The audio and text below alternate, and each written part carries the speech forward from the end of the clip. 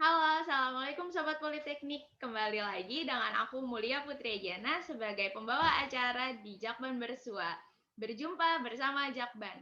Nah, teman-teman, buat kalian yang belum tahu Jakban Bersua itu apa, jadi ini adalah salah satu program dari FKMPI Jakarta Raya Banten, di mana ini program baru kita loh. Ini tuh buat share berita-berita hangat dan berita terkini hari ini. Jadi, teman-teman kali ini stay tune ya. Hari ini karena kita mau kedatangan tamu nih. Tamu yaitu salah satu penyintas COVID, di mana dia salah satu teman kita juga dari Jakban, dari Politeknik di Jakban, dan dia mau sharing tentang COVID sama kita hari ini.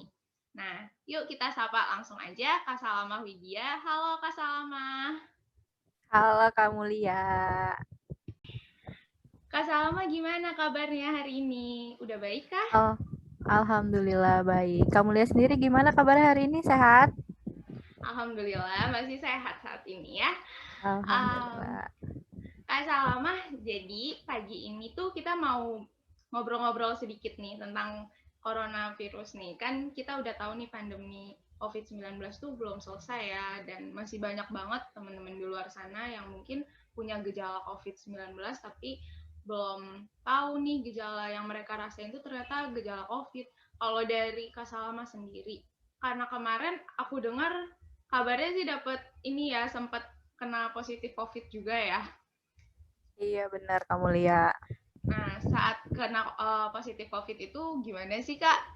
Boleh nggak kita sharing-sharing sedikit gitu? Dari awal berarti ya? Oke. Mungkin Di bisa sini diceritain dari gejalanya dan lainnya gitu. jadi di sini awalnya itu aku cuman ngerasa kayak mau radang pertamanya, kayak seret-seret gitu kan, kayak mau radang awalnya.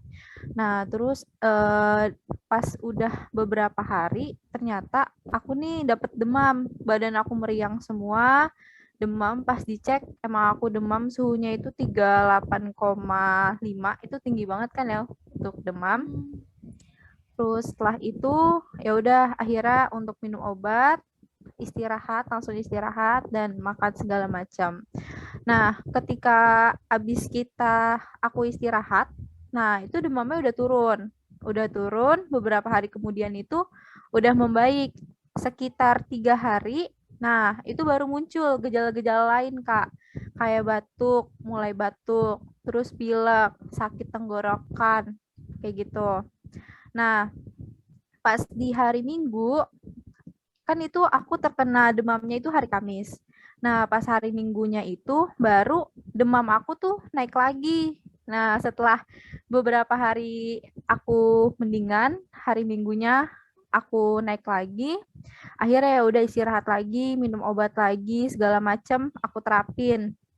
Minum vitamin, minum obat, minum madu, segala macam untuk treatmentnya. Terus akhirnya karena aku posisinya itu pas lagi positif COVID itu, aku lagi salah satu klinik, jadi lagi di asrama bareng teman-teman. Akhirnya langsunglah dosen aku itu untuk menyarankan untuk kita nih swab bersama-sama, aku sama 9 orang lainnya.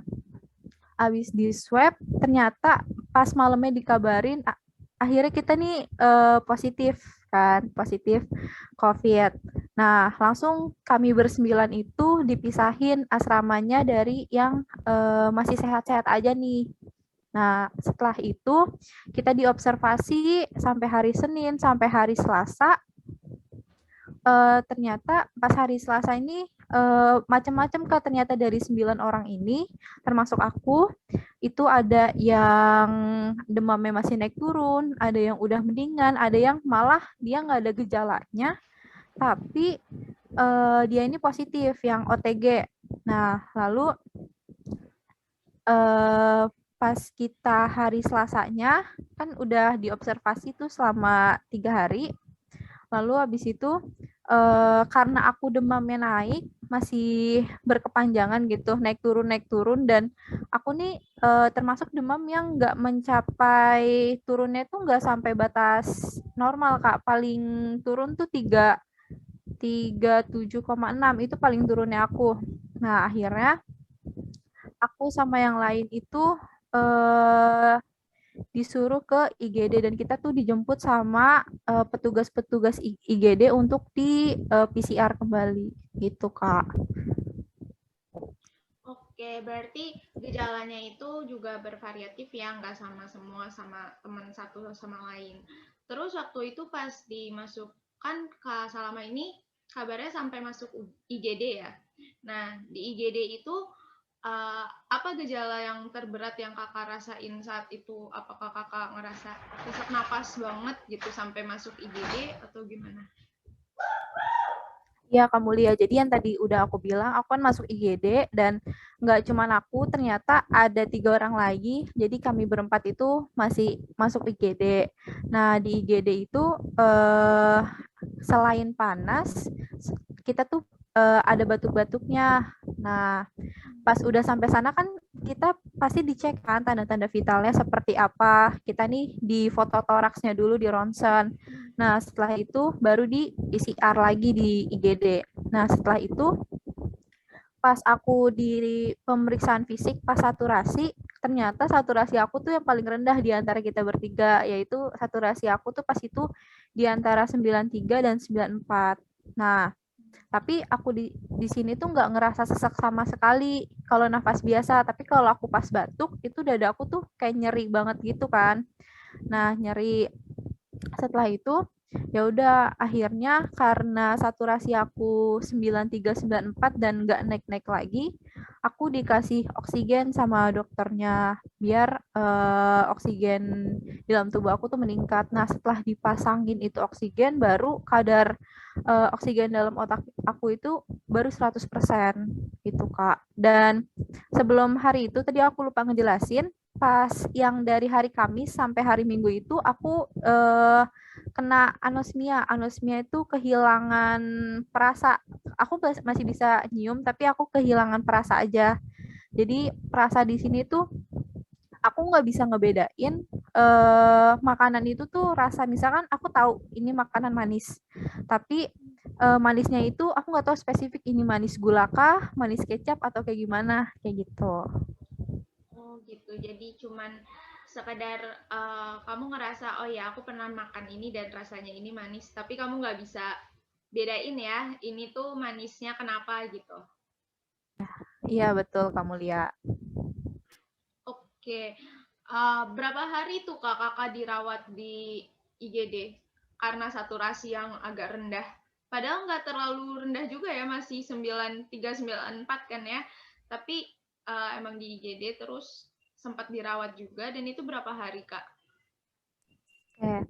Jadi kalau aku di IGD itu sebenarnya cuma semalaman. Nah, habis di IGD itu aku ditransfer ke ruang perawatan lain gitu. Karena IGD itu kan buat pasien-pasien lain yang mau masuk ke ruang perawatan kayak gitu. Jadi ya perawatan aku sekitar 2 minggu di rumah sakit gitu. Tapi kalau untuk terkenanya sih aku kemungkinan dari yang hari demam itu 2 minggu lebih sih kamu lihat gitu. Tapi pas aku udah sampai ruang perawatan, aku nih udah nggak pakai oksigen karena pas dicek lagi saturasinya 94 95 dan itu aku dianjurkan cuman tidurnya itu semivolar atau setengah duduk gitu, ranjangnya agak dinaikin kan biar pernafasannya juga lebih lega.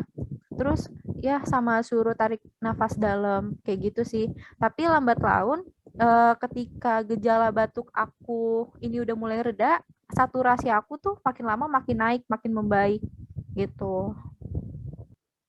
Oke, berarti saturasinya kakak selama di ruang perawatan itu sebenarnya berjalan dengan baik. Untuk menjadi baik itu tuh ada tahap-tahapnya juga ya, dari yang tadi rendah terus bisa meningkat lagi.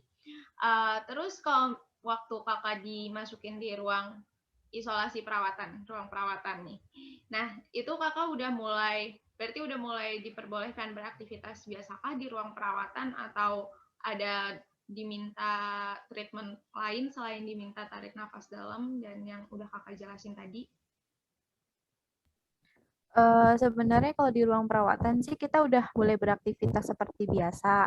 Jadi paling kita kayak kalau pagi-pagi kita disuruh berjemur gitu kan kalau ada panas sinar matahari. Kalau nggak ada ya udah kita di dalam aja sambil ngobrol-ngobrol. Paling kalau di ruang perawatan sih kita disuruhnya makan makanan enak aja kayak nggak usah dibawa beban untuk siapapun yang terkena COVID. Jadi santai aja, nggak usah banyak pikiran. Kok aku dapat COVID ya? Kok aku dapat kayak gini-gini? Harus tetap pikirin pikiran yang positif. Biar itu kan nyambung ke imun juga kan. Kalau pikiran kita positif bisa meningkatkan imunitas kayak gitu. Terus ya udah banyak-banyak bercanda. Paling karena aku tuh dapat ruang perawatannya itu alhamdulillahnya ruang perawatannya besar gitu kan.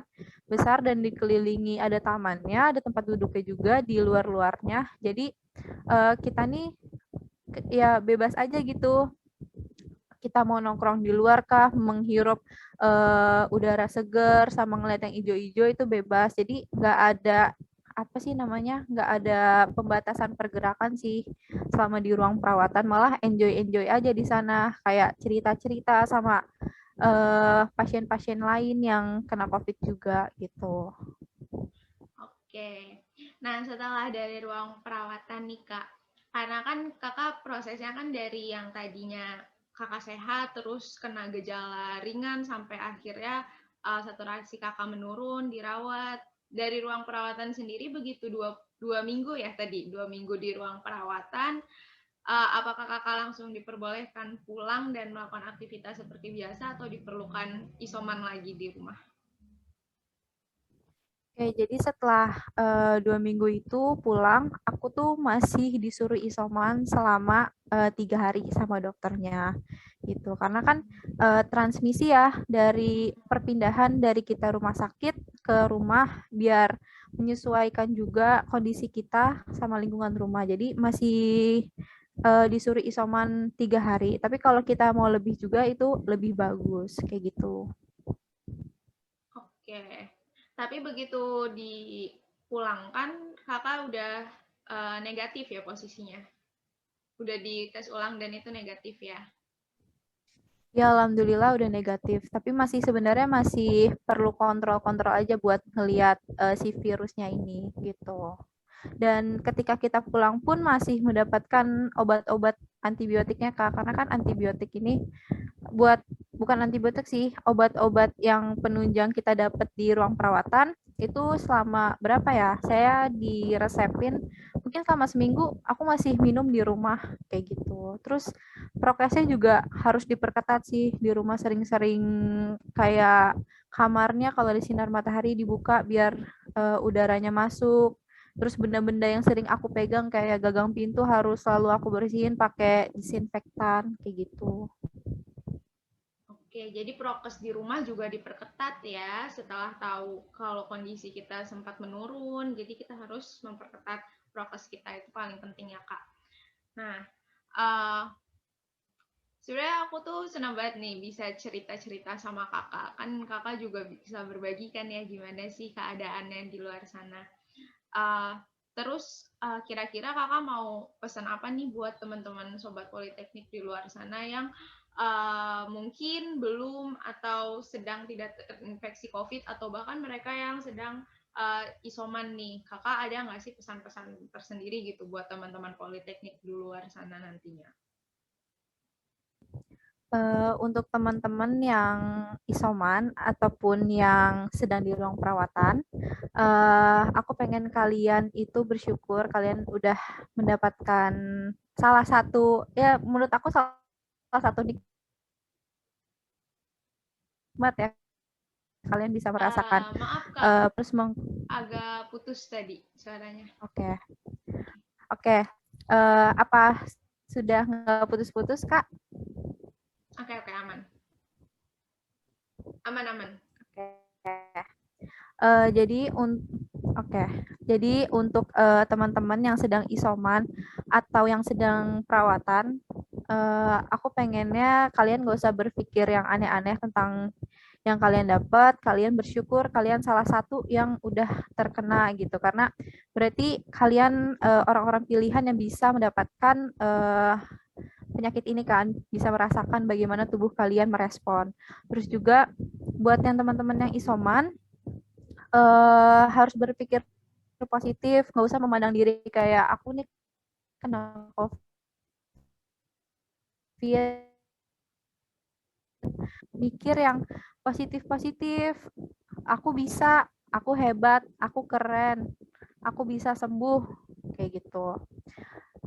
Dan juga makan makan yang enak aja. Kalau misalkan mau GoFood, silahkan GoFood. Karena itu kan salah satu meningkatkan imunitas gitu.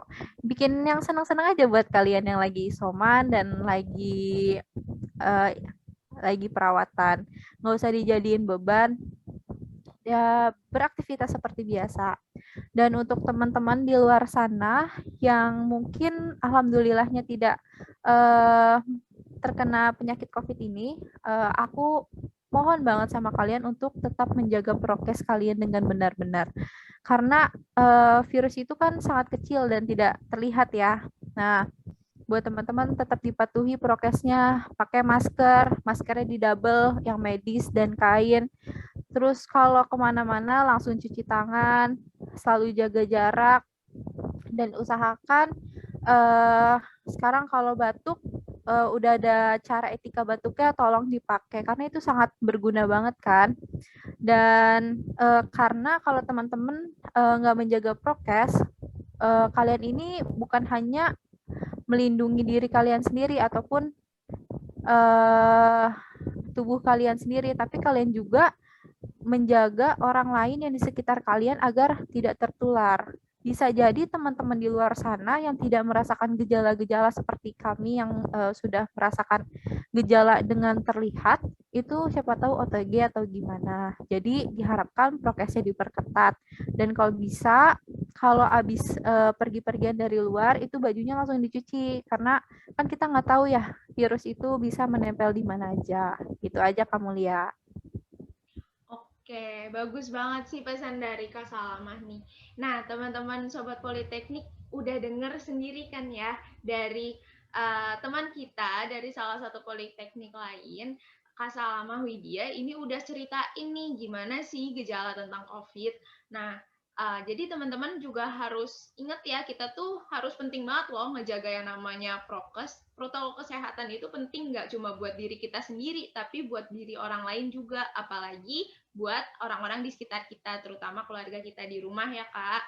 Dan lagi juga teman-teman, perlu banget nih kalau yang lagi isoman atau bahkan sedang dalam perawatan, jangan sampai kalian tuh negative thinking ya. Kita tuh harus positive thinking dan harus juga punya banyak hal baik yang bisa kita lakukan gitu. Jadi jangan karena kalian terdiagnosa COVID lalu kalian merasa rendah diri dan tidak bisa melakukan apapun, nggak sama sekali ya Kak, justru aktivitas tetap harus dijalankan. Ya pastinya berjalan dari rumah kalau buat yang sedang isoman. Kalau yang lagi di ruang perawatan juga sama.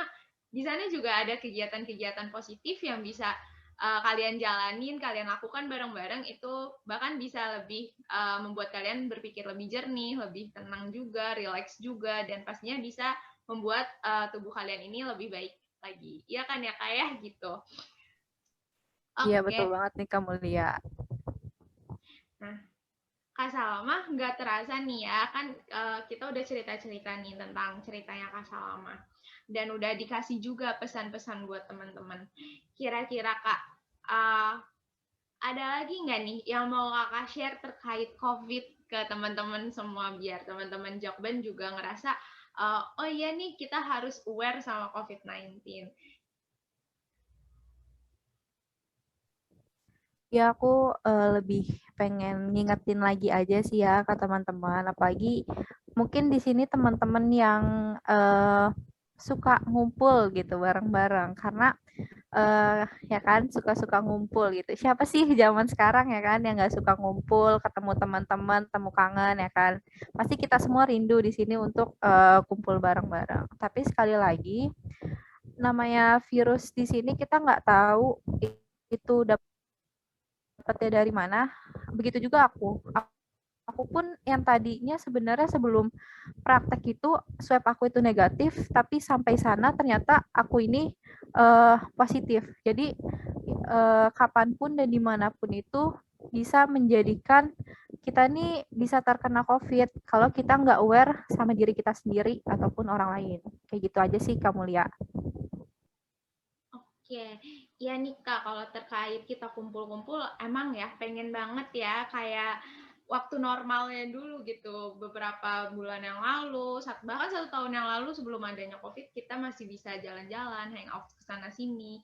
Pasti lebih asik kayak gitu. Tapi untuk saat ini di pandemi kayak gini, kita harus tahan diri dulu kan ya, buat kebaikan kita juga, buat kebaikan orang-orang di sekitar kita juga. Jangan sampai kita yang pengennya kumpul-kumpul, kita mau senang-senang, justru membawa suatu bencana gitu untuk diri kita sendiri maupun ke diri orang lain. Nah, kakak sendiri nih, buat keadaan saat ini, setelah kakak udah selesai karantina COVID-19 kemarin, kakak apakah ada perubahan gimana ya? Ada nggak sih yang berubah gitu dari diri kakak yang sebelum kena COVID sama sekarang, apakah aktivitas ada yang berubah atau cara pandang kakak tentang COVID ada yang berubah? Kira-kira apa nih bedanya sebelum sama sesudah kakak kena COVID saat ini? Untuk perubahan sih yang aku paling ngerasa ya untuk diri aku sebelum COVID tuh mungkin aku masih ngerasanya ketemu teman it's okay gitu kayak yang masih deket-deket aja kayak oke lah kayaknya nggak bakal tertular nih kayaknya imun gue kuat nih kayak gitu. Tapi setelah aku terkena COVID aku semakin sadar makin kayak buat ketemu orang tuh kayak aku nih bawa virus nggak ya ke orang lain lagi terkena virus nggak ya bisa berdampak ke aku. Jadi sekarang tuh karena aku sudah pernah merasakan bagaimana terkena COVID, jadi sekarang lebih hati-hati sih untuk ketemu orang dan keluar rumah sekalipun ada yang ngajakin gitu kayak ke masjid ataupun di lingkungan sekitar aku yang masih deket-deket aku masih kayak mikir-mikir kayak masih belum berani untuk keluar-keluar karena emang virus ini kan benar-benar kecil kan, nggak bisa kita lihat pakai mata telanjang. Jadi kayak lebih hati-hati aja sih, lebih hati-hati kalau mau kemana-mana. Terus kayak kalau mau keluar gitu, kayak beli sesuatu yang dibutuhin kayak emang bener-bener sesuatu yang dibutuhin aja cepet nggak perlu yang lama-lama. Terus kalau ngelihat yang banyak kerumunan mendingan aku cari tempat lain dibandingkan aku harus mengantri di kerumunan itu. Kalau aku sih perubahan dari diri aku sih seperti itu. Oke, benar banget sih Kak, kalau misalkan kita udah ngerasain, kita udah kena dengan pribadi kita sendiri, pasti kita bakal ngerasa jauh lebih aware. Tapi kan harapan kita jangan sampai kita udah ngerasain dulu baru ngerasa lebih aware gitu kan sih Kak. Nah, ini juga pesen nih buat teman-teman Sobat Jakban semuanya. Jadi, walaupun kalian mau yang udah pernah kena COVID maupun yang belum, kita sama-sama aware ya. Jangan sampai benar banget yang ditekanin sama Kak Salama, jangan sampai kita ini pengen kumpul-kumpul, pengennya jalan-jalan, tapi justru malah membahayakan diri kita dan orang lain. Kita juga harus berpikir apakah kita ini membawa penyakit untuk orang lain atau justru orang lain yang membawa penyakit untuk diri kita. Itu benar-benar harus dipertimbangkan ya, Kak. Oke, Kak Salama, makasih banget nih udah mau share semua pengalamannya tentang COVID-19. Gimana ya di pandemi ini mungkin banyak teman-teman yang bertanya-tanya, COVID itu ada nggak sih? Satu. Terus masih banyak juga yang bertanya-tanya, emang gejala COVID itu kayak gimana? Emang harus sampai dirawat? Masih banyak yang bertanya-tanya seperti itu. Dan sekarang, karena kita ngundang Kak Salama tuh udah ceritain banyak banget kalau ternyata gejala COVID itu emang ada, teman-teman. Terus juga bukan suatu hal yang bisa kita anggap sepele gitu aja, tapi kita harus aware, kita harus jaga diri kita sendiri. Jangan sampai kita membahayakan orang lain dan juga membahayakan diri sendiri. Apalagi di zaman pandemi kayak gini. Oke, Salama nggak terasa banget ya waktu itu tuh berjalan cepet banget ternyata kalau kita buat sharing dan banyak banget ilmu yang kita sampaikan di hari ini. Oke banget dan sebelum aku closing nih Kak.